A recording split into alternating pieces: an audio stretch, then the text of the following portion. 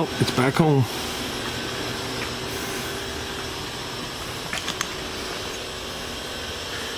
There she is, all fixed. Nice. That's the way it should look. I didn't take the emblem off here too, so it never belonged there. I put it on. So I figured while he was there, he did on this side and that side. Makes it look a little more bare, but it's done. I think he only went as far as like right here. I guess he cleared the rest, I'm not really sure. But I mean, it was only a scuff, like whatever, right here. So he got that right.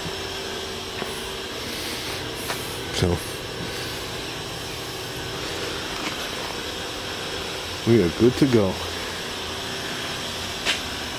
I miss this car.